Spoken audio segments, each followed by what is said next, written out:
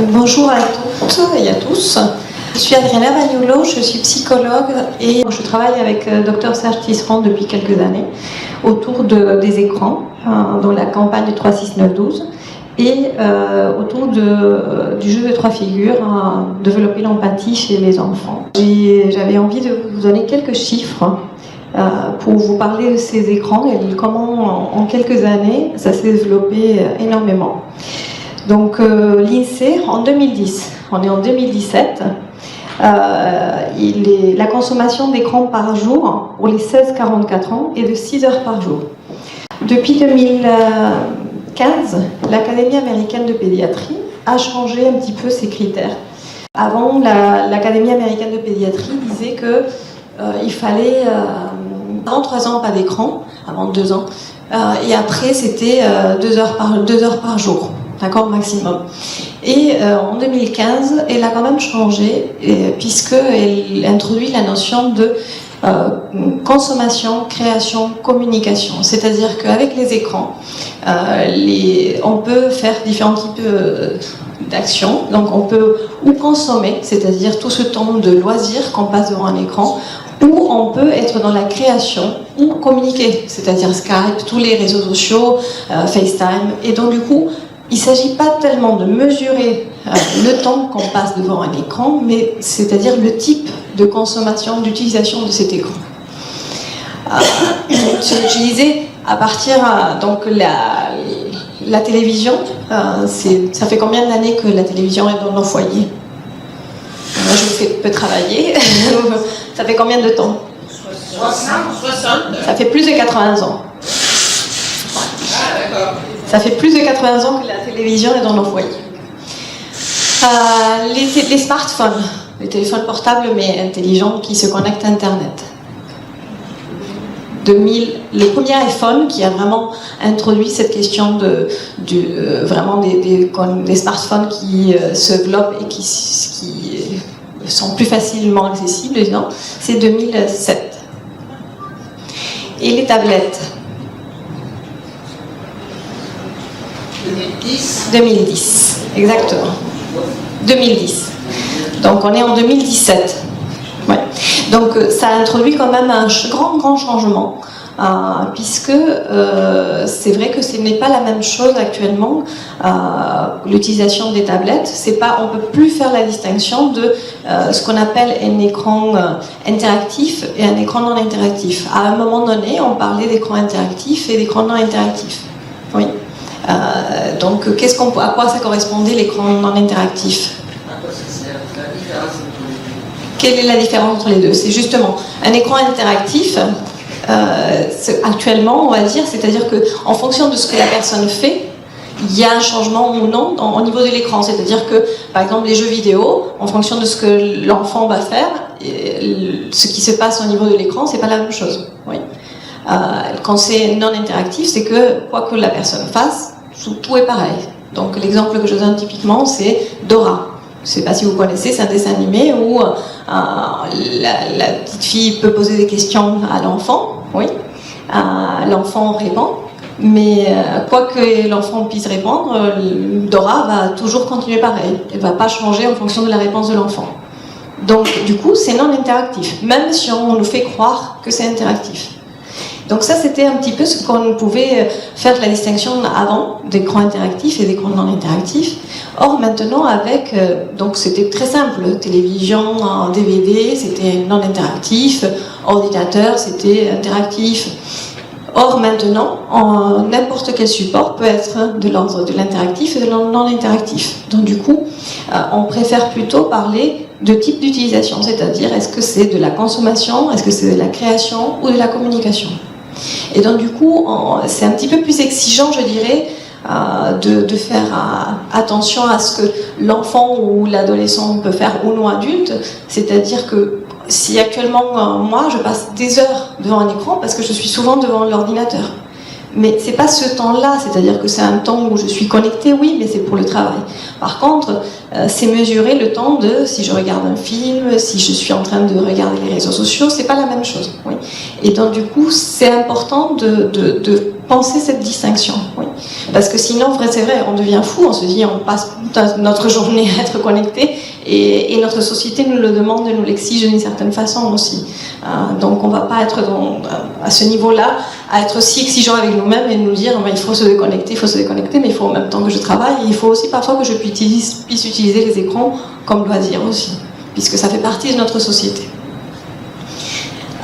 Donc la question de 6, écrans en moyenne par foyer, donc c'est évidemment une moyenne et c'est 2015. Si on commence à calculer les nombres de téléphones portables, les tablettes, les télévisions, toutes les consoles de jeux et tout ça, on arrive rapidement, et je le trouve même plutôt pas très, le chiffre pas si important, 6,4. Dans un foyer avec 4 personnes, vous voyez déjà 4 téléphones, si c'est que des adolescents par exemple, oui, on arrive assez vite. Et la question, donc 19% des 7-12 ans ont une tablette personnelle. Donc ça c'est le développement, donc comme je vous dis, je reviens à la question de 2010, la première tablette, et si là on est à 19% en 2013, je pense que là en 2017, pour les 7-12 ans, je pense qu'on doit être à peu près un petit peu plus important, 40-50%, oui. Puisque les tablettes personnelles, par exemple, j'intervenais dans une école maternelle et une maman me disait que les problèmes de difficulté entre la fratrie, elle les avait réglés très facilement. Elle avait acheté une tablette à chaque enfant. D'accord? Donc ça c'est 4 ans. Oui? En maternelle? Mais c'est un peu ce que Marie-Roger évoquait, c'est-à-dire que son inquiétude de médecin généraliste, je trouve que c'est tout à fait ça, c'est-à-dire que moi, en tant que psychologue qui va dans des écoles, qui va dans des crèches, qui reçoit des parents, oui, c'est inquiétant. C'est inquiétant cette utilisation. On ne peut pas nier que les écrans peuvent faciliter la tâche des parents, ça peut nous faciliter la vie. Je parle en tant que... ça débarrasse. C'est pas tout à fait ça. C'est ouais. Voilà. Donc,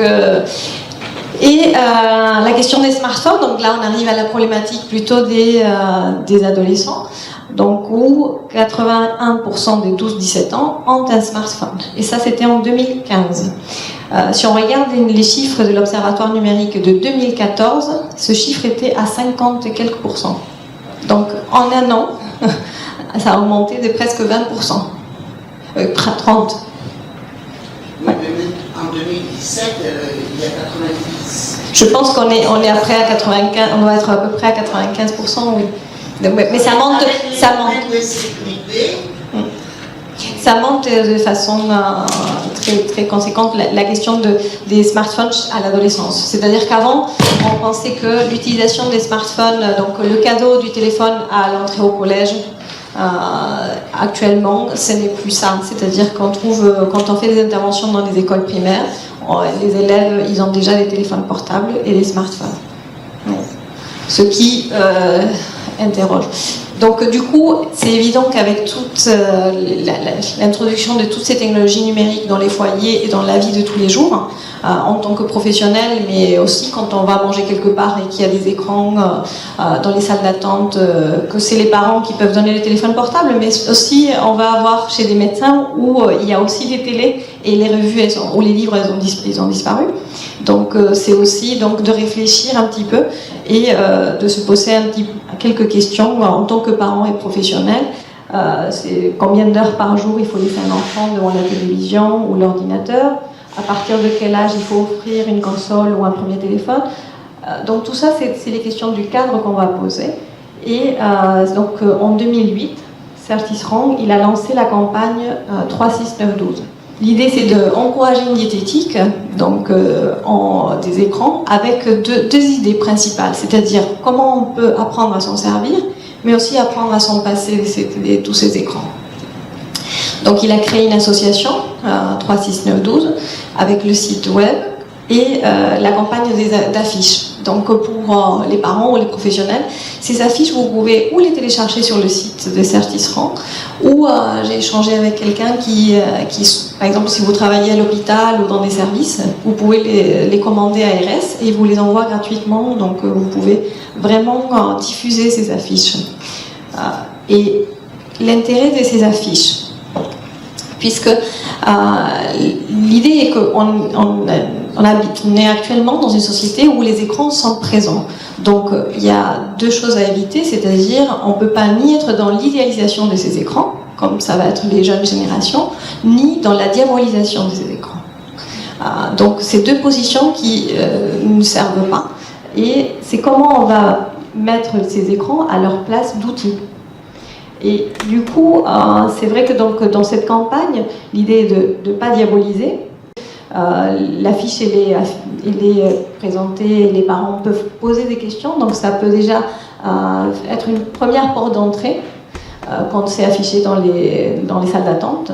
Ça peut être une première porte d'entrée que pose des questions aux médecins, aux psychologues, aux pédiatres. Et après, ça peut aussi servir pour tenir sur un frigo de la maison pour justement échanger autour des écrans dans les maisons. Je pense que dans les foyers, c'est une des choses que cette campagne encourage, c'est commençons à parler des écrans, de ce que l'enfant fait et ce que l'enfant voit sur les écrans. Oui, c'est très très important. Donc bon, là c'est très petit, mais je voulais un peu vous présenter. Du coup, je vais vous parler des différents repères, donc avant 3 ans, entre 3 et 6 ans, entre 6 et 9, 9, 12 et après 12 ans. Mais avant, j'aime bien aussi utiliser un petit peu, prendre un peu de temps pour parler sur la question de l'utilisation des écrans chez les adultes. Ouais. Qu'est-ce que vous en pensez ? Nous adultes, qu'est-ce qu'on fait ? Nous adultes parents, nous adultes grands-parents, nous adultes professionnels, quelle est notre utilisation des écrans ? Oui, vous pensez que c'est un outil ? Oui. Qu'on l'utilise tous comme un outil ? Un moyen d'évasion. Ouais. Ça peut être un moyen d'évasion, tout à fait. Est-ce que ça pose problème que ce soit un moyen d'évasion ? Non. Que c'était excessif, que si c'est uniquement un moyen de s'apaiser ponctuellement. C'est cette question de justement le degré, cette utilisation qu'on peut faire de l'écran. Oui. Par exemple, voir de très belles choses. Voir des très belles choses. Oui. Voir des documentaires, voir des spectacles, voir des expos, voir... et puis en général aussi après on peut choisir, voir de beaux concerts, il y a plein de choses. Et même il y a des documentaires qu'on peut copier pour les faire voir aux enfants. Pour, par exemple, j'en avais eu un moi d'un gars qui créait quelque chose en plein désert, hein, mais c'était magnifique au niveau créatif. Ce qu'il avait assemblé, ce que ça pouvait faire imaginer à l'enfant. Tout à fait. Donc, se les garder pour éventuellement lui dire bon, mais je suis pas trop d'accord aujourd'hui que tu regardes toujours, je sais pas trop qui, là à l'ordinateur, viens, je vais te faire voir quelque chose. Ouais. Donc, on pourra montrer des choses qui sont quand même intéressantes, créatives, qui peuvent nourrir les enfants et les adultes. Ouais. Je pense que ça crée une accessibilité aux informations très facile, mais je pense aussi que ça crée une vraie dépendance parfois. Parce qu'on ne peut pas s'en passer, parce qu'on va aller vite voir, j'ai reçu un SMS, ça crée un vrai besoin, je pense aussi, très facilement. Ouais. Donc, la question est, ce que vous évoquez, c'est qu'il y a quand même des choses très positives, oui, mais il y a quand même des risques. Oui, c'est l'écueil, je pense, d'y avoir accès facilement, trop facilement, et en avoir besoin aussi. Ouais. Et la question, c'est comment justement, l'idée, comment on va accompagner nos enfants et les adolescents à ce qu'ils puissent avoir une utilisation intelligente, disons, et justement de la mettre à la place d'outils, ce qui n'est pas si simple. Pour nous déjà en tant qu'adultes. Exactement, parce que déjà, il faut que nous, on se questionne sur quelle est notre utilisation, quel est notre rapport aux écrans. Et déjà, si nous, on réfléchit sur notre rapport, on pourra mieux accompagner les enfants. Et c'est pour ça que je préfère toujours d'abord commencer sur un temps de quelle est l'utilisation que nous, adultes, on a. Parce que, évidemment, que les enfants, plus qu'apprendre ce qu'on dit, ils apprennent de ce qu'on fait. Et si on ne réfléchit pas à ce que nous, on est en train de faire, ils vont plutôt faire tout ce que... même si on leur dit de limiter ou de rester moins de temps ou de ne pas regarder ça, s'ils nous voient, nous, l'utiliser de façon excessive, disons qu'ils vont plutôt abuser et ne pas réfléchir à leur propre utilisation. Donc, et je pense que donc Serge Tisseron, il évoque qu'il y a un peu ce que vous évoquiez de cette utilisation excessive. Elle parle aussi de l'envie de ne pas penser, de pouvoir, l'écran nous permet de ne pas penser aux difficultés qu'on a de la vie quotidienne, et c'est comme un refuge. La question c'est, on peut l'utiliser de façon ponctuelle, mais si ça devient vraiment le moyen de ne pas penser tous les jours à nos difficultés, là ça devient problématique.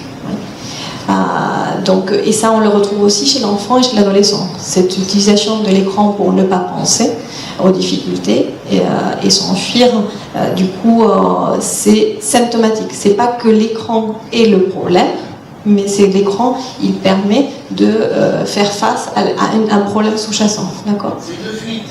Oui, tout à fait.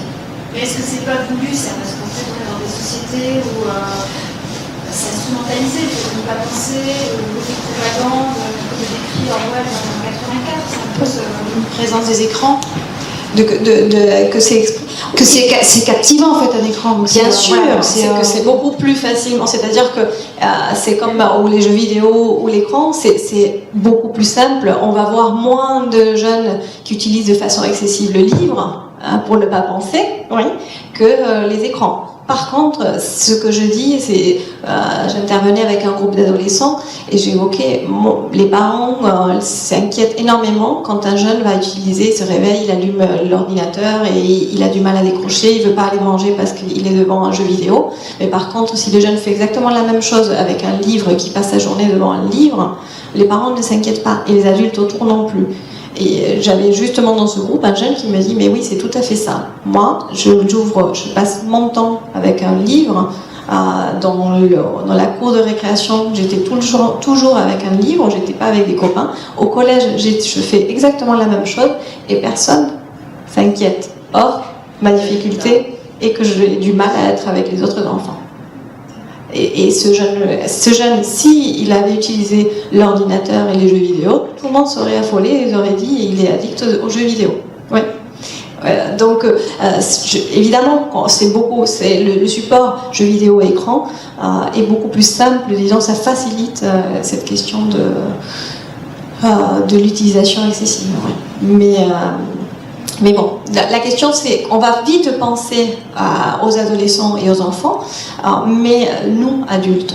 Donc moi, je pense qu'on a tous un rapport problématique avec un écran au moins, par rapport à, ou que ce soit de façon excessive, ou que ce soit dans la diabolisation. Moi, je rencontre beaucoup de professionnels qui ils se mettent même pas au mail, ni avec les mails, ni les réseaux sociaux, et qui se sentent du coup vraiment exclus de tout ce qu'ils peuvent partager et qui ils me disent mais moi je loupe énormément d'activités, je suis pas au courant d'un certain nombre de colloques, je suis pas au courant, et donc du coup c'est aussi problématique, d'accord. Donc le problématique ça peut être dans l'excès comme ça peut être dans la diabolisation et donc du coup la mise à l'écart de l'outil.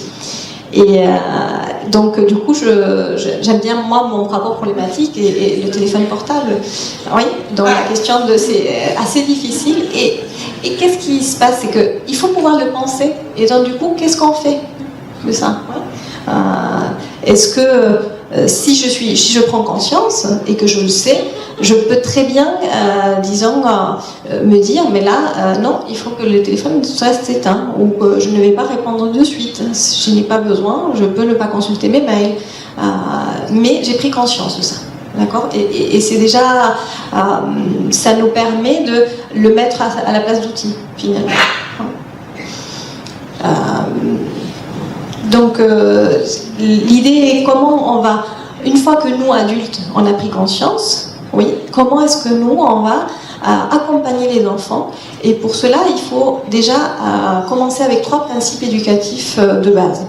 Donc le premier principe, c'est l'accompagnement. C'est-à-dire qu'on va parler avec l'enfant de ce qu'il fait et de ce qu'il voit sur les écrans. On a l'habitude de lui demander qu'est-ce qu'il a fait à l'école, comment s'est passée la journée, mais rarement on va lui demander qu'est-ce qu'il a vu ou qu'est-ce qu'il a fait sur un écran. Ce n'est pas un support d'échange entre les adultes et l'enfant. Et si vous voyez la campagne de la CSA, depuis déjà, je pense, de quelques années, 4 ans, il y a l'idée d'encourager cette interaction autour de l'écran. Il y a, je ne sais pas si vous avez en tête, c'est par exemple une maman dans une cuisine américaine et il y a les enfants qui sont en train de regarder la télé et donc la maman elle commence à commenter et dire ah mais ça ce qui se passe là à la télé je n'aime pas ou je pense à ceci. Il commence à vraiment dialoguer autour de ce que les enfants voient à la télé. Il y a le deuxième spot, c'est un éducateur avec un adolescent qui est sur un téléphone portable et pareil, l'éducateur il commence à discuter. Et donc c'est justement cette idée de accompagner l'enfant et l'adolescent en dialoguant. Oui. Puis la question de l'alternance, donc là pareil, il ne s'agit pas d'alterner de la télévision au téléphone à la tablette, c'est justement alterner sur différentes activités que l'enfant, donc par exemple le tout petit, qui puisse empiler des cubes, qui puisse sortir et jouer avec le ballon, qui puisse jouer avec d'autres enfants, donc différentes activités qui vont solliciter différentes compétences chez l'enfant. Et puis le dernier point qu'un petit peu vous avez évoqué comme écueil possible, c'est la question du temps. Pour moi, une des grandes problématiques autour des écrans, c'est le temps. Le temps qui passe et qu'on ne voit pas, on ne maîtrise pas. On commence à faire une recherche, comme vous avez évoqué très bien, donc de voir un documentaire ou de voir quelque chose, et puis facilement, c'est ça. Internet va nous proposer quelque chose qui pourrait nous intéresser. Et donc du coup, même nous adultes, la question de la gestion du temps devient très problématique. Et on s'est dit, on va aller regarder 10 minutes et on peut rester 1h30. Et ça, c'est quelque chose que déjà pour nous, il faudrait qu'on maîtrise et pour pouvoir aussi transmettre aux enfants. Et donc typiquement, un parent va allumer la télé ou va donner la tablette à l'enfant. Et au bout d'1 heure, il va se dire « Ah là là, ça fait très longtemps que tu es devant l'ordinateur ou devant la télé, il faut éteindre. » Je ne sais pas si ça vous parle, les filles qui sont là. La question est que ça, c'est justement l'opposé de l'apprentissage de l'autorégulation. L'idée est de pouvoir dire à l'enfant « Tu as 10 minutes où on choisit un programme. » C'est-à-dire que la notion de pouvoir choisir un programme de qualité, donc de choisir un contenu, et que ce ne soit pas uniquement on regarde la télé ou on regarde un livre. Ou tu allumes Internet, si tu allumes pour l'ordinateur pour aller regarder quelque chose sur Internet, c'est quoi que tu vas chercher? Quel est l'objectif? C'est pas aller naviguer sur Internet pour naviguer sur Internet, c'est que tu vas chercher quelque chose. Et tu dis combien de temps tu vas consacrer. Et donc, quand ils sont tout petits, s'ils vont regarder un épisode, donc, ok, on regarde un ou 2 épisodes. Et ça dure combien de temps? Donc de pouvoir vraiment associer un temps à un écran. Oui, ça fait partie des grands changements. Donc par exemple, quand l'enfant grandit, on va dire, il y a un temps par jour, un temps d'écran par jour, ou par semaine, ou par week-end. Et au fur et à mesure que l'enfant grandit, il va l'organiser, il va le gérer. C'est-à-dire les 2 heures d'écran ou 3 heures d'écran par week-end, en quoi il va l'utiliser, et c'est l'enfant qui va l'organiser. Oui, là où on en est par rapport à ces principes éducatifs, ce qui me paraît aussi problématique, c'est quand les écrans isolent l'enfant ou l'adulte et coupent du lien social. Voilà, c'est peut-être quelque chose dont on n'a pas encore parlé, dont on parlera, mais qui paraît vraiment un fléau de notre monde et une solitude, hein, voilà, c'est ça, c'est une solitude qui pousse aussi à être... Les écrans peuvent couper. Et un petit peu ce que notre personne dernière avait évoqué, c'est que ça permet la communication. Donc en fait, les écrans peuvent... c'est un choix qu'on a en tant que personne à faire. Est-ce qu'on va avoir une utilisation de ces écrans qui nous ouvre vers les autres ou qui nous renferme, qui nous isole? Parce que quand on utilise Skype, quand on utilise tous les réseaux sociaux pour être en lien avec des personnes qui sont loin, ça nous isole pas. Ça crée du lien social, oui, et ça crée du lien. Par contre, si c'est une utilisation où on est dans une consommation, par exemple, de séries, de jeux, où on n'est pas vraiment en lien, ça ne nous ouvre pas vers les autres, évidemment que ça va nous isoler. Pareil, on peut choisir de faire des jeux, les enfants peuvent jouer à plusieurs dans la même pièce, oui, ou en lien avec des autres, ou ils peuvent être dans un jeu qui accentue l'isolement. Ouais. Ça nous enlève quand même ce qu'on appelle les corps en présence. Hein, ça quand même. Ça peut nous enlever. Oui, mais on peut pas. Ça peut nous enlever. Je ne pense pas que actuellement ça enlève à tout le monde. Je pense que ça enlève, ça peut nous enlever, mais il y a certaines personnes qui sont plus en difficulté et donc du coup elles vont trouver un refuge au niveau de l'écran, d'accord ? Mais je ne pense pas que toutes les personnes, et ça on va le voir plutôt à la fin dans la partie des adolescents et des réseaux sociaux, c'est-à-dire que pour eux c'est un aller-retour, c'est-à-dire par exemple, moi, c'est la fonction d'avant du téléphone. C'est-à-dire, quand on est rentré du collège et du lycée et qu'on restait 2 heures au téléphone ou qu'on allait... c'est la même fonction. Oui. Après, pour les adolescents, c'est une façon de garder l'adolescent à l'intérieur de la maison, oui, et qu'il ne sorte pas. Parce que dehors c'est dangereux d'une certaine façon et du coup l'adolescent en étant à l'intérieur il est à l'extérieur avec ses amis, c'est cette fonction là, donc attention, je ne pense pas que tous les adolescents ou tous les adultes ils utilisent l'écran pour s'isoler, ça peut, mais ce n'est pas l'usage de la plupart, je ne le crois pas. Sens, le grand danger, c'est simplement de regarder le monde à travers que des écrans. Oui, être passif, voir ce qui se déroule dans le monde. Ouais. Voilà. Quelle que soit l'activité qu'on fait derrière cet écran, ou ce qu'on reçoit ou ce qu'on fait, il faut de temps en temps oser aller derrière l'écran et se confronter à la réalité, à la relation et à l'autre. Oui. Et à l'autre, oui, tout à fait. C'est clair, enfin c'est du bon sens. Oui, tout à fait. Non, mais la question c'est qu'une fois qu'on fait, c'est quand il y a un aller-retour des relations dans la vraie vie et des relations dans la vraie vie, et de la relation via les écrans, oui, un écran interposé. Puis après, c'est une éducation, un apprentissage, ouais. Au même titre que n'importe quel autre domaine. Voilà. C'est ça, c'est-à-dire que le grand changement, je dirais que c'est comment est-ce que maintenant les écrans deviennent aussi un accompagnement nécessaire de la part des adultes par rapport aux enfants et aux adolescents. C'est-à-dire quand on a appris aux enfants à comment il fallait être dehors et sortir et faire attention ou utiliser n'importe quel... Bon, maintenant, les écrans aussi, c'est notre responsabilité de les accompagner et de leur apprendre un certain nombre de choses.